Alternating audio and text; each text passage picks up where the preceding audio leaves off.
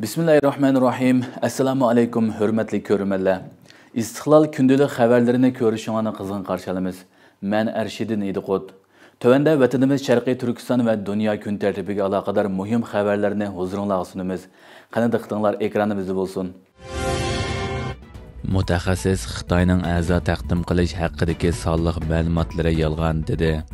Xitoyning majburiy ichki a'zo yig'ilish jinoyati izchil tariqada tanqidga uchrab kelgan bo'lib, Xitoy rejimi bu jinoyatlarni a'zo taqdim qilishga aloqador sonliq ma'lumotlar bilan yo'shirishga urinib kelgan. Mutaxassislar bo'lsa Xitoyning sonliq ma'lumotlarida soxtalik mavjud ekanligini ta'kidlamoqda.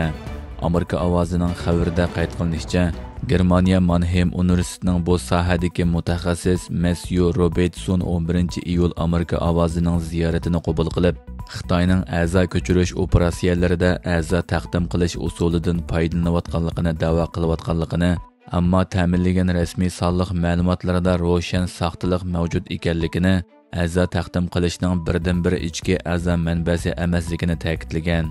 U o'zining Xitoy ta'minlagan sonliq ma'lumotlarini istatistika qilish, tahlil qilish qatorliq turli usullar bilan tadqiq qilganligini, mazkur sonliq ma'lumotlarda moslashmaslik va boshqa turli masalalar borligini bildirgan. Robinson Uyg'urlarni misol keltirib, 10 necha yildan buyon jazo lagerlariga qamalgan Uyg'urlarning qon suduklarining va boshqa a'zolarining ko'p qitim sistemalik tekshirilganligini, bu harakatlarning kuchli gumon qo'zg'aydiganligini, Xitoyning maqsadi ularning salomatligini tekshirish emas, balki ichki a'zolarining iqtidorini baholash ekanligini, Xitoyning bu orqali zo'r miqdorda iqtisodiy manfaatga erishadiganligini ta'kidlagan.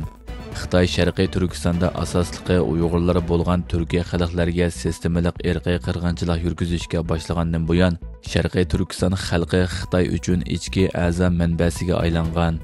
Bir necha kun burun e'lon qilingan bir xabarda Xitoyning 2030-yilgacha Sharqiy Turkistonda a'zo ko'chirish markazidan yana 6ni qurishni planlaganligi, buning bilan Sharqiy Turkistondagi a'zo ko'chirish markazining 9 ga yetadiganligi oshkorlangan edi.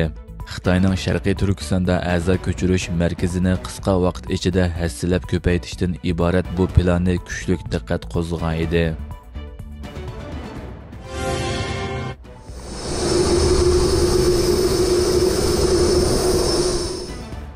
Amerika, Koreya va Yaponiya Shimoliy Koreya tahdidiga qarshi manevr o'tkazdi. Janubiy Koreya Davlat mudofaa ministrligi Shimoliy Koreyaning yadro va boshqariladigan bomba tahdidlariga qarshi o'rtaq taqobil turish iqtidorini oshirish maqsadida Janubiy Koreya, Amerika va Yaponiyaning 11-iyul havo mudofaa birlashma manevr o'tkazganligini jakarladi. Janubiy Koreya Davlat mudofaa ministrligining bayonotiga asoslanganda, Shimoliy Koreyaning bargan siri kuchayotgan yadro va boshqariladigan bomba tahdidlariga taqobil turish iqtidorini zo'raytirish maqsadida o'tkazilgan havo mudofaa birlashma manevrida Amerikaning B-52H tipli strategik bombardimonchi aeroplani Koreya yarim oroliga o'rnashtirilgan. Bu B-52H tipli strategik bombardimonchi aeroplanning 2025-yili rayonda o'tkazilgan manevrga tunji qatim qatnashishi hisoblangan. Yunhab agentligining xabariga asoslanganda, havo mudofaa birlashma manevri Janubiy Koreyaning Jeju oroliga yaqin xalqaro havo bo'shlig'ida o'tkazilgan. Manevrga Amerikaning strategik bombardimonchi aeroplandan boshqa Janubiy Koreyaning KF-16 va Yaponiyaning F-2 tipli urush aeroplani qatnashgan. Janubiy Koreya Davlat mudofaa ministrligi bu vaqtdagi bayonotida 3 davlat Shimoliy Koreyaning tahdidlariga birlikda taqobil turish va javob qaytarish uchun zich hamkorlashadi hamda 3 taraflik manevrlarni uzluksiz davomlashtiradi degan. Yunhab agentligining xabariga qaraganda, 3 davlat bulardan boshqa yana ko'p sohalik 3 taraflik manevrning doirasini kengaytirish to'g'risida kelishim hosil qilgan. Shundaqla Shimoliy Koreyaning davomlashayotgan yadro va boshqariladigan bomba faoliyatlari orqali Rossiya bilan harbiy hamkorlikni kuchaytirayotganligini ayblagan. PKK rasmiy qurol tashlashga boshladi. PKK terrorlik tashkilotlarining a'zolari 11-iyul Iroqning Sulaymoniya viloyatida qurol tashlashga boshlagan.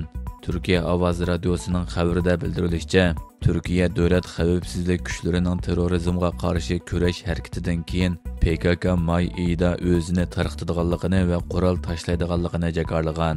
Bu Turkiyaning terrorizmga qarshi necha 10 yillik kurashidan muhim bir burilish nuqtasi deb qaralgan.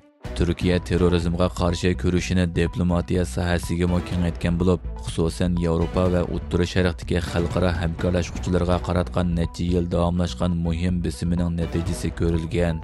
PKKning chet el poytaxtlarida erkin faoliyat olib berish, pul yuyish va har xil siyosiy niqoblar ostida mablag' to'plash iqtidori ko'rinarli darajada ojizlashtirilgan.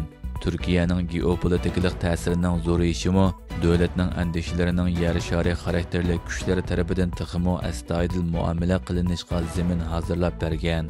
Anqara iqtisodiy munosabat, energiya diplomatiyasi va rayonlik hamkorliklar orqali PKKning chet eldagi qo'llash to'rlarini tadrijiy ojizlashtirgan. Turkiya uda 40 yildan ortiq vaqtdan buyon Turkiya davlat xavfsizlik kuchlarini nishon qilgan hujumlari davomida 40 yildan ortiq kishining hayotidan ayrilishini keltirib chiqargan PKKga qarshi izchil kurash qilib kelmoqda. Hurmatli ko'ruvchilar, bugungi xabarimiz mushu yerda oyoqlashdi. Ko'rganingizga rahmat. Atigi programmada ko'rishgacha omon bo'lgaysizlar. Allohga omonat.